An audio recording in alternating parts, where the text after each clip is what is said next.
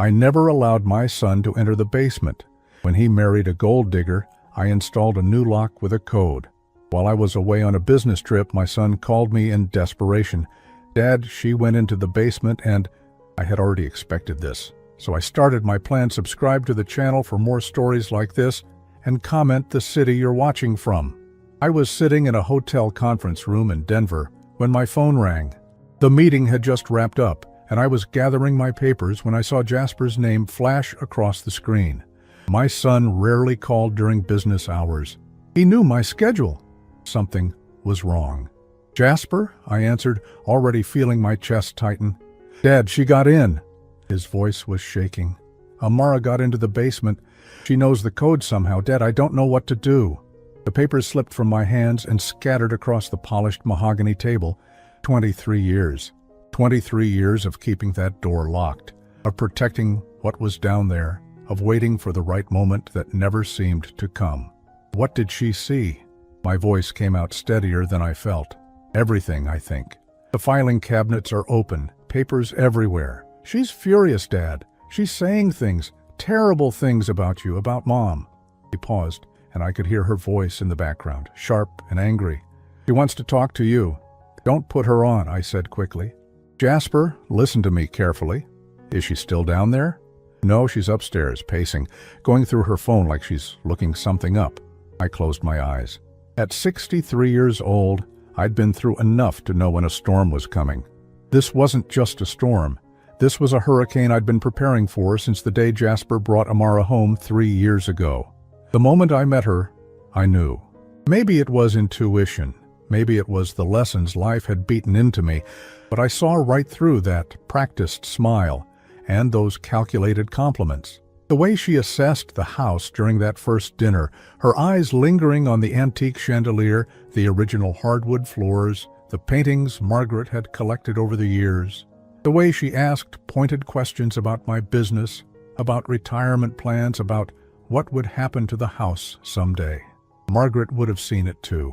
My wife had always been better at reading people than I was. But Margaret was gone, had been gone for 15 years, and Jasper was alone and vulnerable when Amara found him. "Dad, are you still there?" "I'm here, son. I'm booking the first flight home." "She's saying you've been hiding things from me, that you don't trust me, that you've been controlling everything." His voice cracked. "Is that true?" I felt something break inside my chest. After everything I'd done, every sacrifice, every sleepless night, protecting what Margaret and I built together, this was what it came to. My own son questioning whether I'd been manipulating him. "Jasper, everything I've done has been to protect you. I need you to trust me until I get home. Can you do that?" Silence stretched between us. In that pause, I could hear 35 years of fatherhood hanging in the balance. The scraped knees I'd bandaged, the baseball games where I cheered until my voice went hoarse, the college tuition I'd paid without hesitation, the nights I'd stayed up helping him through heartbreak and disappointment. All of it weighed against whatever poison Amara had dripped into his ear over the past 3 years. "Okay," he finally said. "But Dad, she's really angry. I've never seen her like this." Of course she was angry. She'd just discovered that every plan she'd carefully constructed was built on sand. I'd made sure of that the day Jasper told me he was going to propose. "I'll be home by tonight," I told him. "Don't let her take anything from that basement. And Jasper, don't sign anything she puts in front of you. Promise me." "I promise." I hung up and immediately pulled up flight options on my phone. My hands were shaking. Not from fear exactly, but from something deeper. Exhaustion, maybe.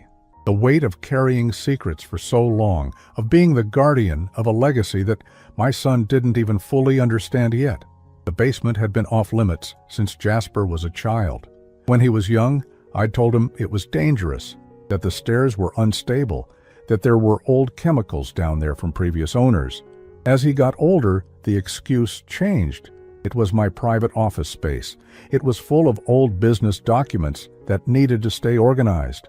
It was where I kept things that reminded me too much of his mother. None of it was entirely a lie, but none of it was the full truth either.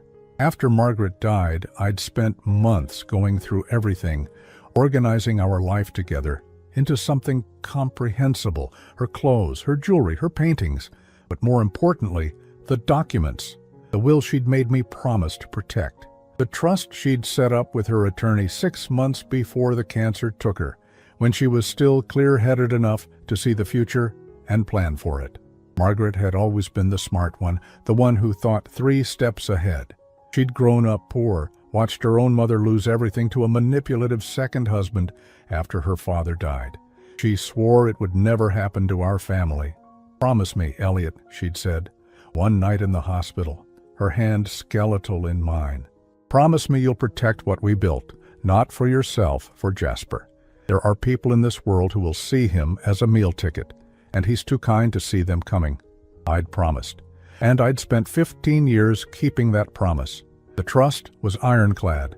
Everything, the house, the savings, the investment accounts, the life insurance, all of it was locked in a trust that only Jasper could access, not his spouse, not his future ex-spouse, just Jasper. Margaret had worked with the best estate attorney in the state to make sure there were no loopholes, no ways for someone to manipulate their way into our family's security. I'd added my own protections over the years. When Jasper started dating seriously in his late 20s, I'd quietly consulted with attorneys about prenuptial agreements, about how to protect assets in Colorado, about what rights a spouse had to inherited property. I'd learned everything I needed to know. When he told me about Amara, when he showed me the ring he'd bought with such hope in his eyes, I'd smiled and hugged him and told him I was happy for him. Then I'd called my attorney and made sure everything was documented, ironclad, unbreakable. The prenuptial agreement had been my idea, though I'd made it seem like it came from the attorney as a standard practice for families with estates over a certain value. Jasper had been embarrassed to ask Amara to sign it, but I'd insisted. She'd signed it with barely a glance, probably thinking it was just a formality, that she'd have years to work around it to convince Jasper to change things. She was wrong. I boarded the flight 3 hours later, my stomach churning. I'd texted Jasper twice. Brief messages, "Hang in there, I'm coming." He'd responded with simple acknowledgments, "Okay, see you soon." During the flight, I couldn't stop thinking about Margaret, about how she'd seen this coming, how she'd protected our son even from beyond the grave. I wished she was here now, wished I could hear her voice telling me I'd done the right thing. But I was alone with this burden, just as I'd been alone with it for 15 years. And now, finally, the moment I'd been dreading and preparing for had arrived. Amara had opened Pandora's box, and there was no closing it again. The flight felt endless. Every minute stretched into an eternity as I stared out at the clouds, my mind replaying the past 3 years like a film I couldn't pause. I'd known something was wrong from that first dinner. Jasper had been 32 when he met Amara at some charity event downtown. He'd come home that week glowing, talking about this incredible woman who understood him, who made him laugh, who shared his interests. I'd been cautiously optimistic. My son deserved happiness. After a string of failed relationships in his 20s, he deserved someone genuine. Then I met her. Amara was beautiful, I'll give her that. 28 years old, with the kind of polished appearance that comes from expensive salons and carefully chosen clothes. She'd shown up to dinner in a dress that probably cost more than most people's monthly rent, heels that clicked authoritatively across my hardwood floors, her dark hair styled in loose waves that looked effortless, but certainly weren't. "Mr. Thorne, it's such an honor to finally meet you," she'd said, extending a perfectly manicured hand. "Jasper has told me so much about you and this beautiful home." The way she'd said home, with just a slight emphasis, had been my first warning. Throughout dinner, she'd been charming, asked about my business, about Margaret, about how Jasper had grown up. She'd laughed at my stories, touched Jasper's arm affectionately, and complimented everything from the roast to the china pattern. But I'd watched her eyes. They'd wandered constantly, taking inventory. When she thought no one was looking, she'd examined the silver candlesticks on the mantel, the Persian rug in the living room, the original oil paintings Margaret had loved. I'd seen her fingers brush against the marble countertop in the kitchen, assessing, calculating. After she left that night, Jasper had been euphoric. "She's amazing, isn't she, Dad? I think she might be the one." I'd smiled and told him to take his time, to really get to know her. Inside, alarm bells were ringing so loud I could barely hear myself think. I'd started paying attention after that. Really paying attention. 6 months into their relationship, Amara had started making suggestions. The house could use some updating, didn't Jasper think? The kitchen was so dated. The master bathroom could be completely redone. She knew a wonderful contractor. Jasper had mentioned it to me casually one Sunday when he'd come over for lunch. "Amara thinks we should renovate a few rooms. She's got great taste, Dad. You should see some of the designs she's shown me." She'd already inserted herself into ownership of a house she didn't live in, that belonged to a trust she knew nothing about. "The house is fine as it is," I'd said carefully. "Your mother and I chose every detail together. I'm not ready to change that." I'd seen the flash of irritation cross Jasper's face. "Dad, it's been 15 years. Don't you think Mom would want the house to feel current? To be functional for a new generation?" The manipulation was subtle but effective. She was using Margaret's memory against me, making me seem like I was living in the past, being unreasonable. And Jasper, desperate to please this woman he was falling for, couldn't see it. The suggestions had continued. Maybe Jasper should ask me about retirement plans. Was I thinking about downsizing? What would happen to the house if something happened to me? Had I updated my will recently? Every question came filtered through Jasper, delivered casually, as if Amara was just being practical, just thinking ahead. But I heard what she was really asking. When do I get access to the money? I'd deflected, changed subjects, kept my answers vague. And I'd called my attorney to make absolutely certain every document was sealed tight. When Jasper had told me he was going to propose, my heart had sunk. I'd seen the ring, a beautiful antique piece that had cost him $8,000 he'd saved carefully. I'd seen the hope in his eyes, the vulnerability of a man in love. "I'm happy for you, son," I'd said, hugging him, and I was. I wanted Jasper to be happy, to have the kind of marriage Margaret and I had shared. But I also knew Amara wasn't capable of giving him that. The wedding had been elaborate. Amara had insisted on a venue that cost $45,000, flowers that cost $12,000, a dress that cost $8,000. Jasper had struggled to pay for it, too proud to ask me for help. I'd given them $20,000 as a wedding gift, knowing most of it would go toward paying off wedding debt. Amara had kissed my cheek and called me the most generous father-in-law, but her eyes had been cold, calculating. $20,000 was nice, but it wasn't the real prize. The real prize was sitting in trust documents in my basement, and she had no idea yet that she'd never touch it. After the wedding, things had escalated. Amara had moved into Jasper's small condo, the one he'd bought with his own money from his job as an architect. Within weeks, she'd started complaining. It was too small. They needed more space. They should move into the family house with me. Think of all the room they'd have. Think of how much they'd save on rent and utilities. I'd shut that down immediately. The house stays as it is. When I'm gone, it'll be Jasper's to do with as he pleases, but while I'm alive, it's my space. I'd seen the fury flash across Amara's face before she'd hidden it behind a tight smile. "Of course, Dad, I understand completely." But she'd started working on Jasper differently after that. I'd overhear conversations when they visited. How I was getting older, how it wasn't safe for me to live alone in such a big house. What if I fell? What if something happened? She was patient, I'll give her that. She played the long game. My phone buzzed. A text from Jasper. "She wants to call you." Should I let her? I typed back quickly. "No, wait until I'm home. Don't engage." 3 dots appeared, then disappeared, then appeared again. Okay, I could feel Jasper pulling away already, confused and torn between his wife and his father. Exactly what Amara wanted.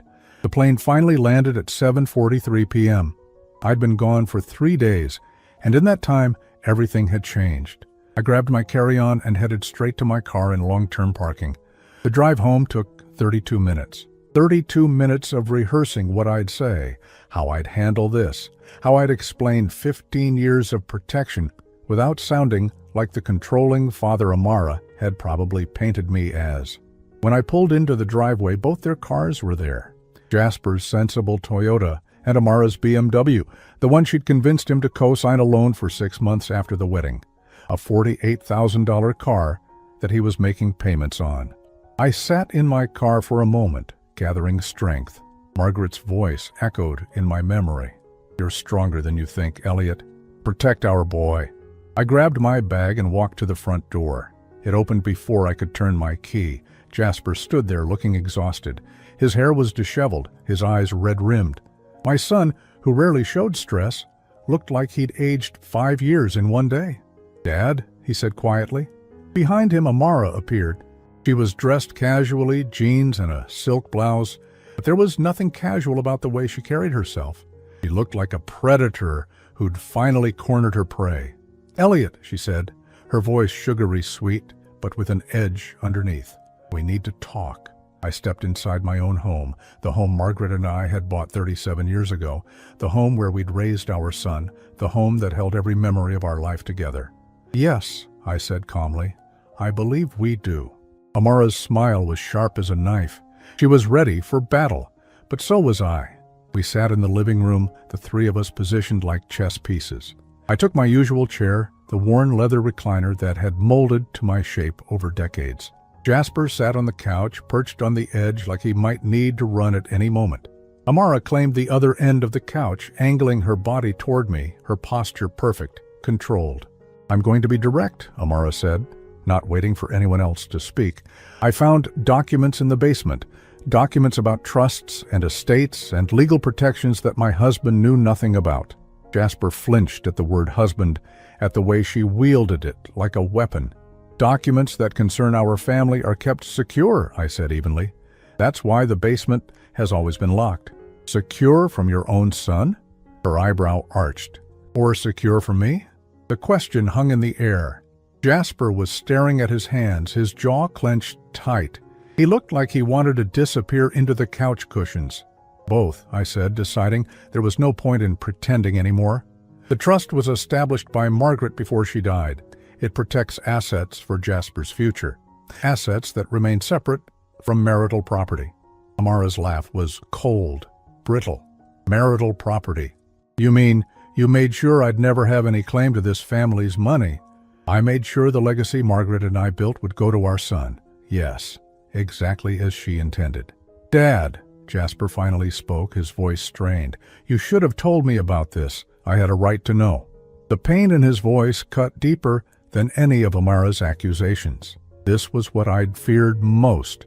Not her anger, but his hurt, his sense of betrayal. "You're right," I said, meeting his eyes. "I should have. I was waiting for the right time, and I kept waiting. And then suddenly, 3 years had passed." "The right time?" Amara repeated mockingly. "Or were you waiting to see if I'd leave, hoping your son's marriage would fail so you could keep your precious control?" "I was waiting to see if you'd show your true colors," I said quietly. "And now you have." Her face flushed red. "My true colors? I love your son. I've stood by him for 3 years. I've put up with your cold shoulders and your barely concealed disapproval. I've smiled through every family dinner where you treated me like I was some kind of intruder." "You are an intruder," I said, and Jasper made a small sound of distress. "From the first dinner, you were calculating the value of everything in this house. You've spent 3 years trying to manipulate Jasper into getting access to money that isn't yours and never will be." "That's not true," Jasper said, but his voice wavered with uncertainty. Amara turned to him, her expression softening into something that might have been convincing if I hadn't seen the hardness underneath. "Jasper, honey, your father has poisoned your mind against me. He's been controlling you your entire life. Can't you see that?" "I can see perfectly well," I said. "I can see that 6 months after the wedding, you convinced Jasper to co-sign a loan for a car that cost $48,000, a car you picked out that you drive, that he makes payments on." Jasper's head snapped up. "How do you know about that?" "Because I pay attention to my son. I notice when he stops talking about saving for a house, because suddenly all his money is going somewhere else." "We needed a reliable car," Amara protested. You needed a BMW? I kept my voice level, factual. Jasper, how much are the monthly payments on that car? He hesitated. $732. And how much were you paying for your Toyota before that? The one that was only 3 years old and ran perfectly? $285, he admitted quietly. So you're paying an extra $447 a month because Amara needed a luxury vehicle. I turned back to her. What else did you need? The designer furniture for the condo? The vacation to Cabo that cost $8,000? The remodeled kitchen that Jasper mentioned you wanted for this house? I was trying to build a nice life for us, Amara said, but her voice had taken on a defensive edge. You were spending money that wasn't yours and trying to figure out how to access money you'd never earned. I pulled out my phone and opened my email, finding the message I'd prepared before I left Denver. I had a conversation with my attorney today. He confirmed that the prenuptial agreement you signed before the wedding is completely valid and enforceable. Amara went very still. What prenuptial agreement? The one you signed 3 days before the wedding. The one my attorney walked you through. The one that specifies in clear language that all assets held in the family trust remain separate property, and that in the event of divorce, neither party has any claim to the other's premarital assets. I watched the blood drain from her face as memory caught up with rage. She'd signed it, barely reading it, probably thinking it was just standard paperwork. She'd been so focused on getting to the altar, on securing her position, that she hadn't paid attention to the details. You tricked me, she whispered. I protected my son. There's a difference. Jasper was staring at both of us like we were strangers. I don't understand. Amara, you knew about the prenup. We talked about it. I thought it was just formality, she said, her voice rising. I thought your father was just being careful. I didn't think he was trying to cut me out of everything. Everything that was never yours to begin with, I corrected. The house is held in trust. The investments are held in trust. My life insurance policy names Jasper as the sole beneficiary, with the payout going directly into the trust. Even if something happened to me tomorrow, you wouldn't see a penny.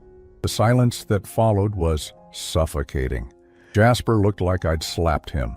Amara looked like she wanted to slap me. So that's it? Amara said finally. You've made sure that even if I stay married to your son for 50 years, I'll never be a real part of this family? You were never trying to be part of this family, I said. You were trying to buy your way into comfort and security without earning it. I've watched you for 3 years, Amara. I've watched you isolate Jasper from his friends. I've watched you create arguments between us over trivial things. I've watched you spend his money like it was water while you contributed nothing. I contributed nothing? Her voice went shrill. I gave up my apartment to move in with him. I've supported his career, gone to his work events, played the dutiful wife. You haven't worked a single day since the wedding, I pointed out. You told Jasper you were going to look for a job in marketing. That was 2 years and 8 months ago. Where's the job, Amara? She opened her mouth, then closed it. Jasper was looking at her now, really looking, and I could see the pieces clicking together in his mind. The excuses about interviews that never panned out. The promises to start sending out resumes. The reasons why she needed just a few more months to figure out what she really wanted to do. This is unbelievable, Amara said, standing abruptly. You've been investigating me? Keeping tabs on me like I'm some kind of criminal? I've been watching someone who I suspected was using my son for financial gain, and everything I've seen has confirmed that suspicion. She turned to Jasper, her eyes wild. Are you going to let him talk to me like this? I'm your wife. Jasper looked between us, his face pale. Amara, is it true? Have you not been looking for work? I've been building a life with you, she said. But there was desperation creeping into her voice now. I've been making our home comfortable, planning for our future. Planning for a future in my house, I interjected. You've brought it up at least a dozen times in the past year. How much more sense it would make for you and Jasper to live here.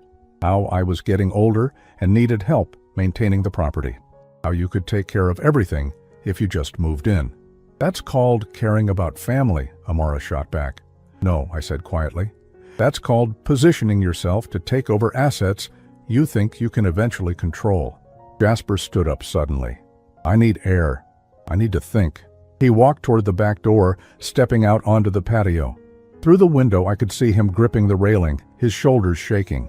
Amara rounded on me the moment he was gone.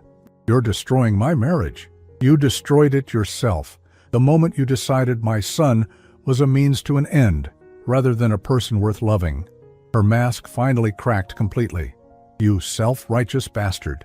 You think you're so noble, protecting your precious legacy. But all you've done is made sure your son will never have a normal marriage, never have a partner who feels like an equal. A partner who is an equal wouldn't need access to money she didn't earn, wouldn't need control over assets built by people who died before she ever met their son." "I could take you to court," she hissed. "Challenge the trust, the prenup, all of it." "You could try," I agreed. "You'd lose." Margaret's attorney was very thorough. "But you're welcome to waste your money on lawyers if you'd like." She stared at me with pure hatred, and for a moment I saw exactly who she really was. Not the charming woman who'd walked through my door 3 years ago. Not the loving wife she'd pretended to be.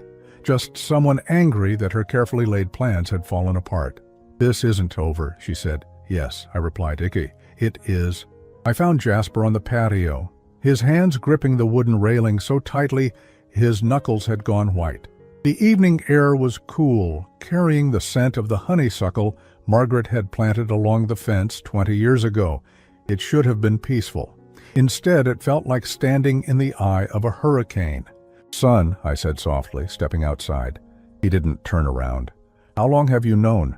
About Amara? About what she wanted?" "From the first dinner." He let out a shaky breath. "And you never said anything. Would you have listened?" I moved to stand beside him, both of us looking out at the yard Margaret had loved. You were in love, happy for the first time in years. What was I supposed to say? "I think your girlfriend is a gold digger. You would have chosen her and cut me out of your life." "Okay, so instead you just let me marry her? Let me commit my life to someone you thought was using me?" The pain in his voice made my chest ache.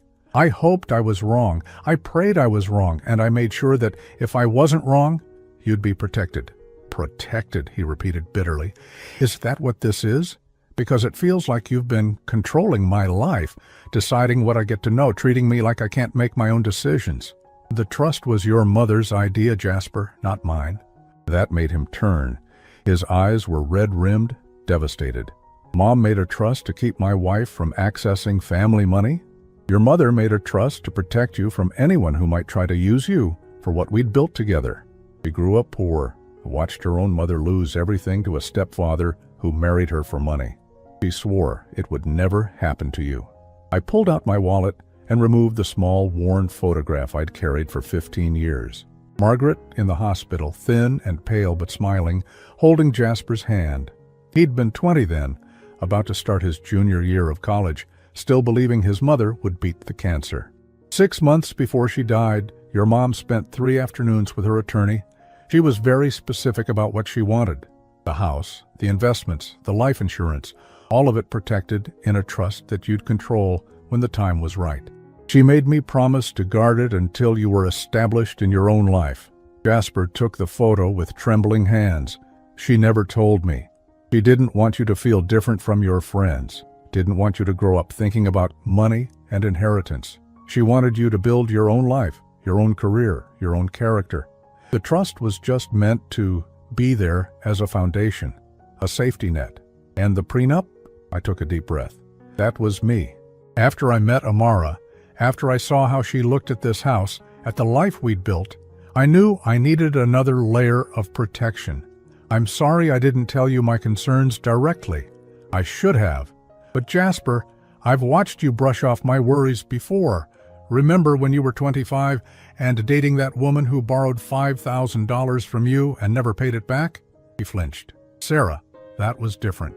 She was going through a hard time. You told me I was being too suspicious when I suggested you get the loan in writing. She disappeared 3 weeks later.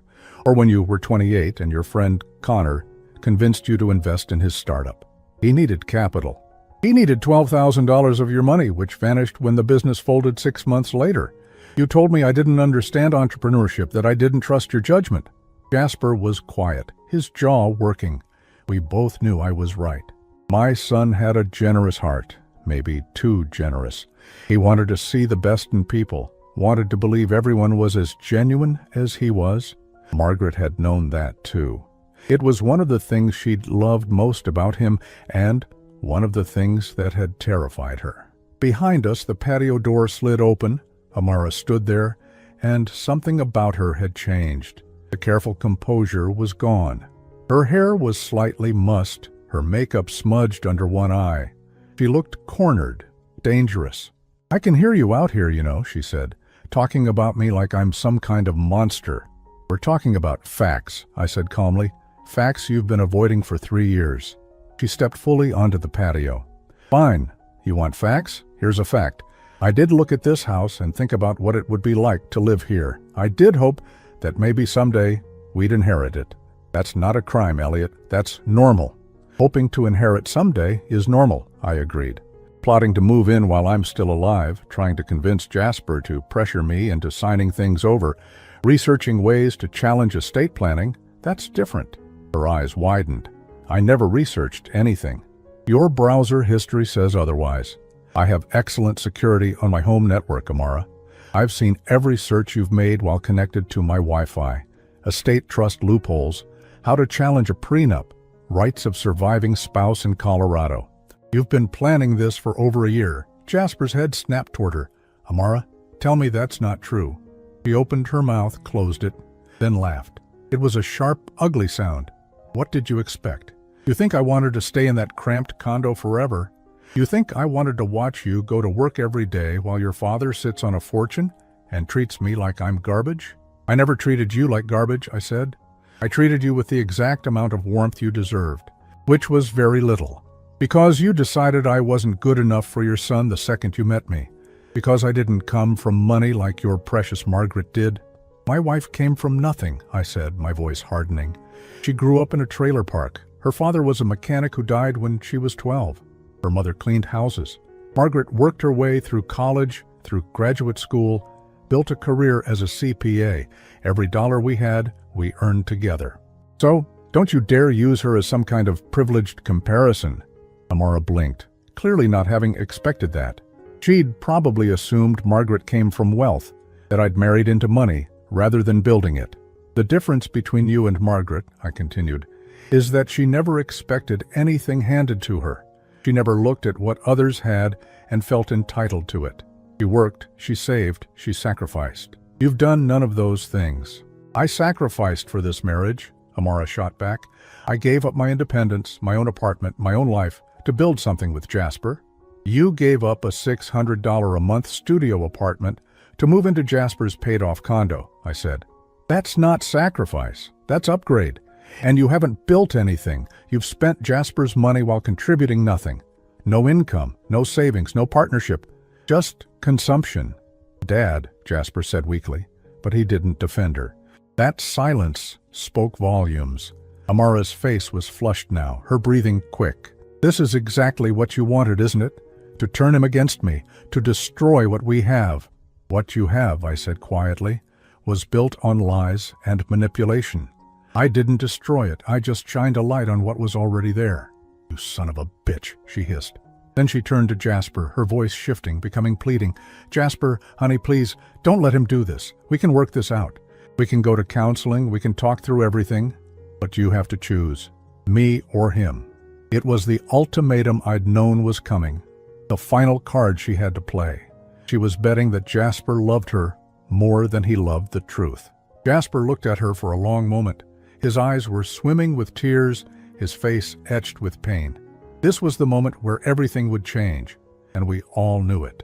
"When we first started dating," he said slowly, "you told me you worked in marketing, that you'd left your job because the company was toxic, and you were looking for the right fit. Do you remember that?" Amara nodded warily. "I've been paying bills for almost 3 years now, our joint account, and I just realized sitting here that I've never seen a single deposit from you. Not one. You told me last Christmas that you'd gotten a freelance contract, that you'd be contributing soon. Where's that money, Amara?" She swallowed hard. "It fell through. And the contract before that. And the interview you had in September that you said went so well. And the networking event in June that was supposed to lead to opportunities. The job market is tough right now," she said defensively. "For 3 years?" His voice cracked. "Amara, I've worked 50-hour weeks for 3 years while you stayed home. I thought you were looking. I thought you were trying. Was any of it real?" The silence stretched. She could have lied again, could have manufactured more excuses. Instead, something in her broke, or maybe just stopped caring about pretending. "I didn't want to work," she said flatly. "I wanted to be taken care of. Is that so terrible? I thought you had money. Real money. I thought we'd have the kind of life where I didn't have to work some meaningless office job. And then I realized all the money was locked up in your father's control, and I've been trapped in this limbo ever since." Jasper actually took a step back, like her words had physically pushed him. "You married me because you thought I was rich? I married you because you were kind, and I cared about you, and, yes, because I thought we'd have financial security. That's not some terrible crime. People consider finances when they get married. That's real life."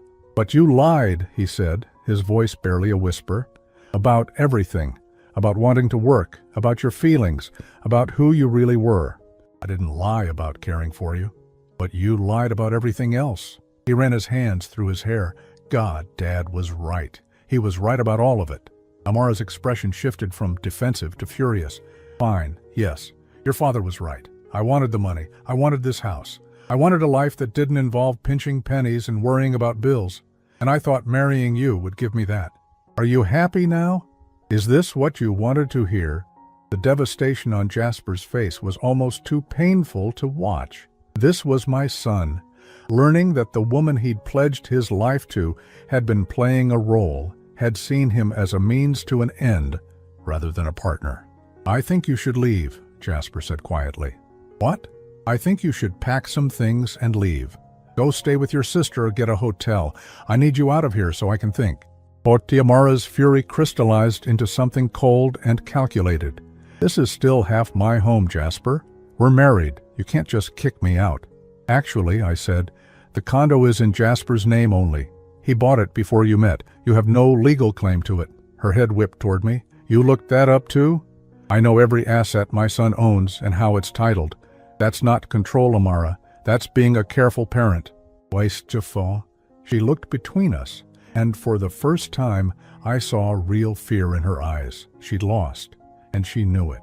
"If I leave now, I'm not coming back," she said, a last desperate threat. Jasper met her eyes. "I know." The sound of Amara's suitcase wheels scraping across the hardwood floor echoed through the house like a death knell. It was 9:15 p.m., and I sat in the living room while Jasper stood in the doorway of his old bedroom upstairs, watching his wife pack 3 years of marriage into 2 bags. I heard her footsteps, quick and angry, moving from room to room. A drawer slammed, then another. She was taking her time, maybe hoping Jasper would crack, would tell her to stop, would take it all back. He didn't. When she finally came down the stairs, she looked nothing like the polished woman who'd sat across from me hours earlier. Her hair was pulled into a messy ponytail, her face blotchy and streaked with mascara. She dragged both suitcases behind her, refusing to look at either of us. At the door, she finally paused. "Jasper," she said, her voice hoarse, "I need money for a hotel. I don't have anywhere else to go tonight." He pulled out his wallet slowly and handed her 3 $20 bills. $60. The gesture was so small, so final. Not enough for more than a night or two at a cheap motel. She stared at the money in her hand like it was an insult. $60? After 3 years? "You have access to our joint account," Jasper said quietly. "There's about $800 in there. Take what you need." "What I need?" Her laugh was bitter. "What I need is for you to wake up and realize your father has poisoned you against me. But I guess that's not happening." She grabbed the doorknob, yanked it open. The cool night air rushed in, carrying the scent of rain. She stood there for a moment, silhouetted in the doorway, and I thought maybe she'd try one more time to manipulate him, to find some crack in his resolve. Instead, she just left. The door clicked shut behind her, and seconds later, we heard her BMW start up and pull away. The silence that filled the house was deafening. Jasper stood frozen in the same spot, staring at the closed door. I watched his shoulders start to shake, and then he crumpled, just collapsed onto the bottom step of the staircase, his face in his hands, and the sobs came. Deep, wrenching sounds that tore at my heart. I moved to sit beside him, and he immediately turned into me like he was a child again. My 63-year-old body folded around my 35-year-old son, and I held him while he broke apart. "I'm so stupid," he choked out between sobs. "I'm so stupid, Dad. How did I not see it?" "You loved her," I said simply. "Love makes us see what we want to see." 3 years of my life gone, wasted on someone who was just using me. "Not wasted," I said firmly. "You learned something. About people, about yourself, about what you really want in a partner. That's not waste, son. That's life." He pulled back, wiping at his eyes with his sleeve. "You tried to warn me, not directly, but I could feel it, your disapproval. And I told myself you were just being overprotective, that you couldn't let go. But you saw her. Right from the start, you saw exactly who she was." "I've had more years to learn about people," I said, "and I had the advantage of not being in love with her. It's easier to see the truth when your heart isn't involved." He let out a shaky laugh. "Mom would have seen it too, wouldn't she? The first time Amara walked through that door, your mother would have had her number. Margaret had a sixth sense about people." Jasper leaned back against the staircase, exhausted. "Tell me about the trust. I want to know everything, no more secrets." So I did. We sat there on the stairs, and I explained every detail.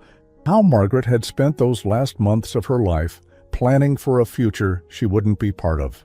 How she'd worked with her attorney to create something unbreakable, designed specifically to protect Jasper from the kind of person who'd see him as a paycheck rather than a partner. The trust holds the house, all the investment accounts Mom and I built together, and the life insurance policy.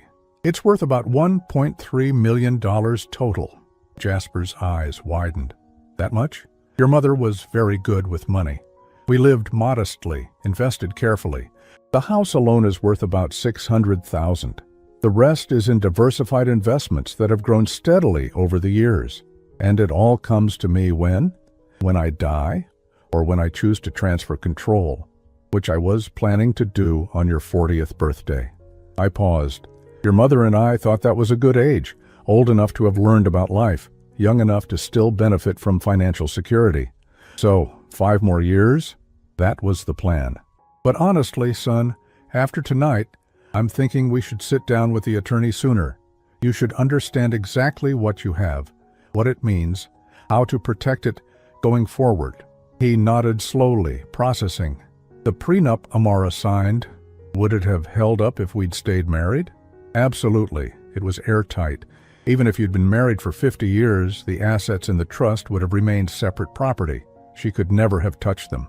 She must have been furious when she realized. That's why she broke into the basement. She'd been trying to figure out the code for months, I'm sure. Probably watching me punch it in, trying to guess the pattern. "What is the code?" Jasper asked. "Your mother's birthday, 032758, March 27th, 1958. His eyes filled with tears again. Of course it was. "Everything I've done, Jasper, every decision I've made about protecting these assets, it's been about honoring your mother's wishes. She wanted you taken care of. She wanted you to have choices in life, to never be trapped by financial desperation. And she wanted to make sure that whoever you ended up with loved you, not for what you could provide." Amara failed that test pretty spectacularly. "Yes, she did." I put my hand on his shoulder. "But you know what? Better to find out after 3 years than after 30. Better to find out before you had children together, before your lives were even more entangled." He was quiet for a long moment. "Do you think she ever loved me at all? Even a little?" That question broke my heart more than anything else. "I don't know, son, maybe in her own way. But it wasn't the kind of love that builds a life. It was the kind of love that has conditions and expectations and an exit strategy." "I gave her everything I had," he whispered. "I worked myself exhausted to give her the life she wanted. And it was never going to be enough, was it? Because what she really wanted was in that basement, and I couldn't give her that. You couldn't give her something that wasn't yours to give, and she knew that. She's known it for a while, I think. That's why she's been getting more desperate, more pushy about moving in here, about getting me to change things." Jasper stood up slowly, like his bones ached. "I need to see it. The basement. I need to see what Mom left for me." I nodded and led him to the basement door.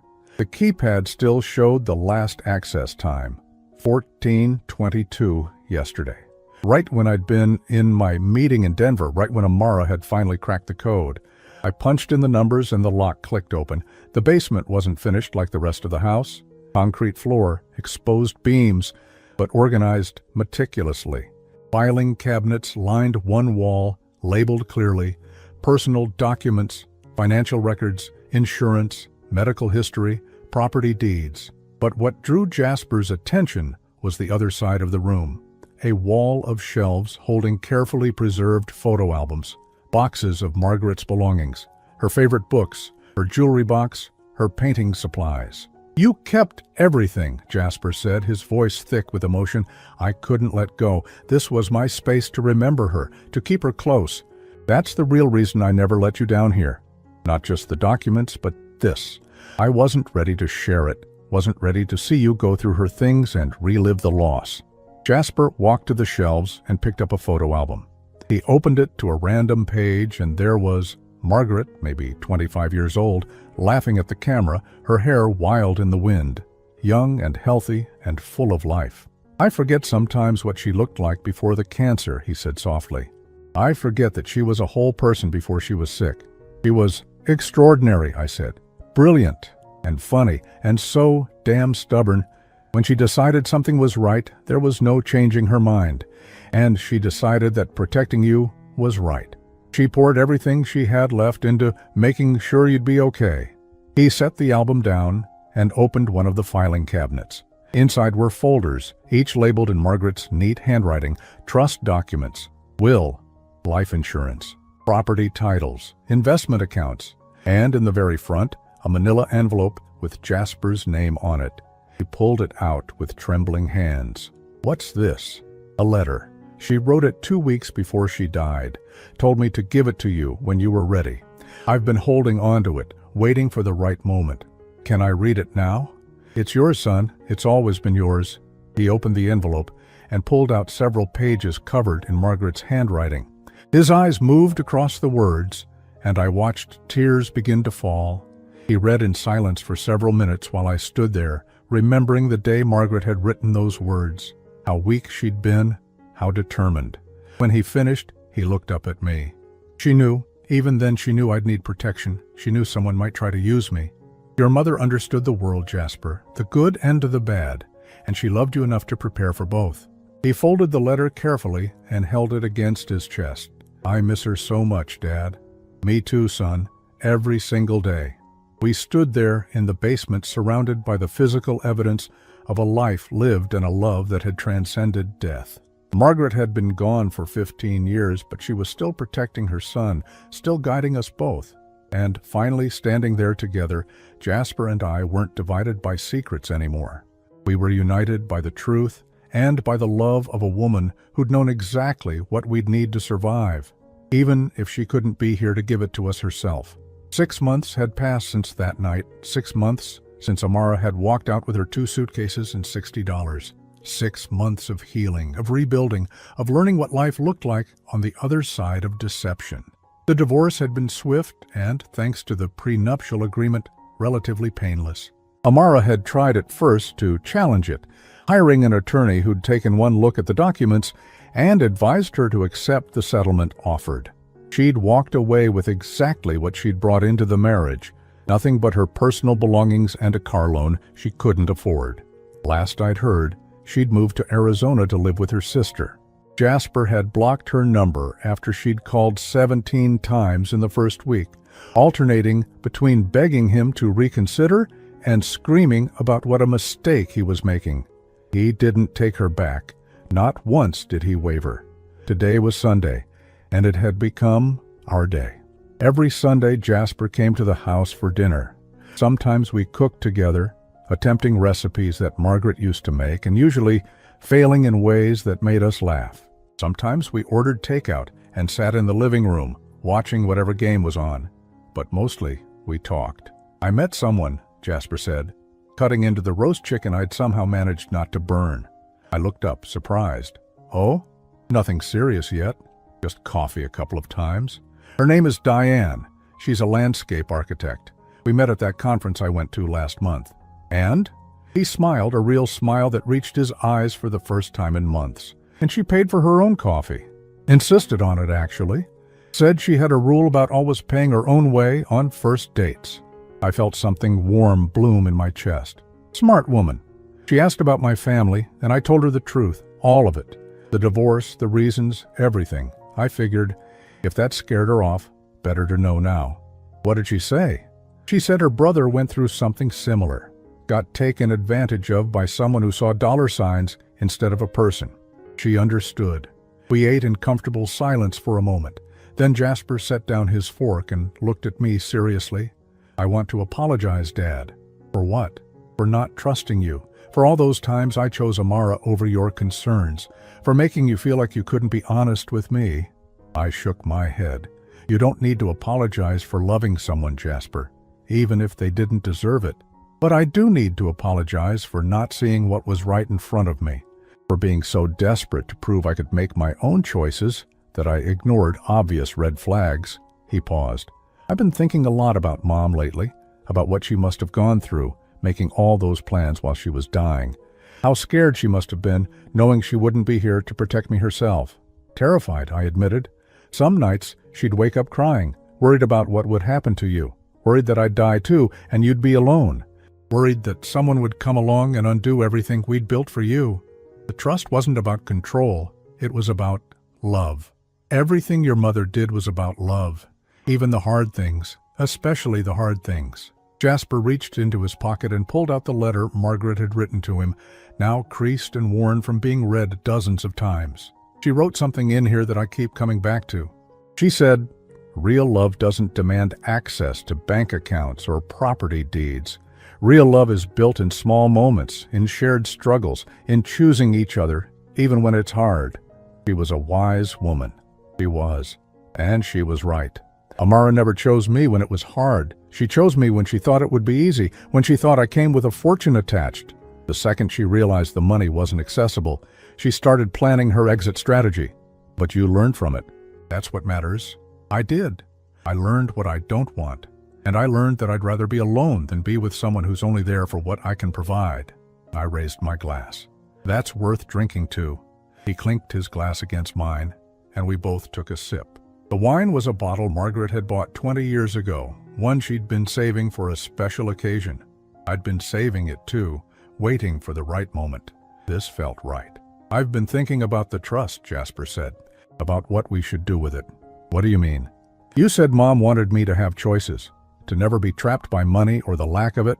But I've been working as an architect for 13 years now. I built my own career, my own savings. I don't need the trust money to survive." "Your mother wanted you to have security, Jasper. That was the whole point." "I know, but I also think she'd want the money to mean something, to do something good." He leaned forward. "What if we set up a scholarship fund for kids who lose a parent to cancer, help them pay for college the way Mom's trust has helped me?" I felt tears prick at my eyes.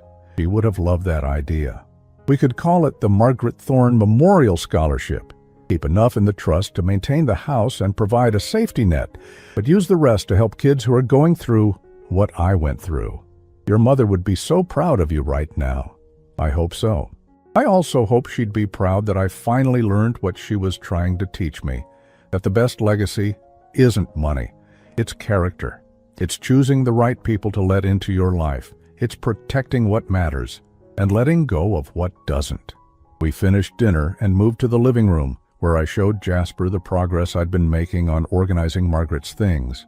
We decided together to go through the basement to sort what we wanted to keep and what we could donate.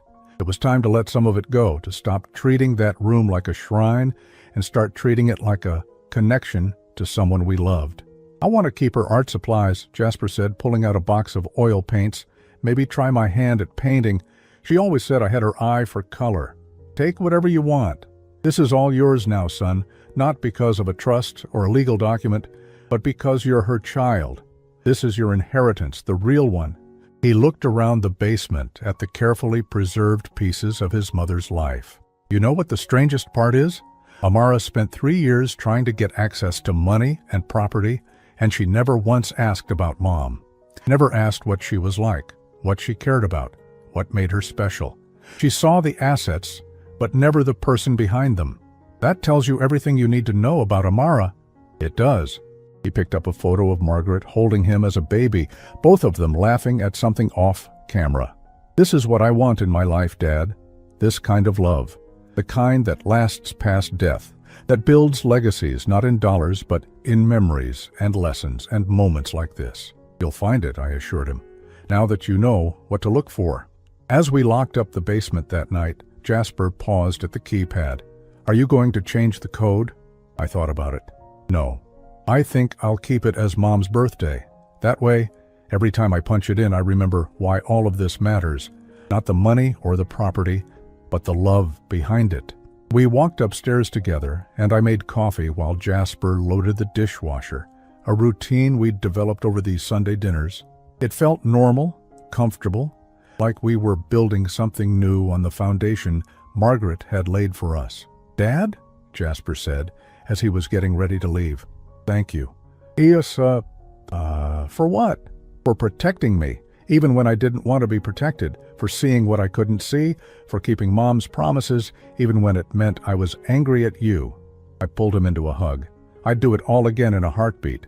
After he left, I stood in the living room and looked at the photo of Margaret that I kept on the mantel. She was 35 in the picture, her smile bright and genuine, her eyes full of life. We did it, I told her quietly. He's okay, he's going to be okay. Suis. I could almost hear her response, that mix of relief and pride she always showed when one of our plans worked out. She'd been gone 15 years, but she'd never really left. She was in every protected asset, in every lesson Jasper had learned, in every Sunday dinner we shared.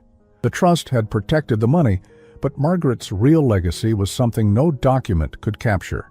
It was the wisdom she'd passed down, the love she'd instilled, the character she'd helped build in her son.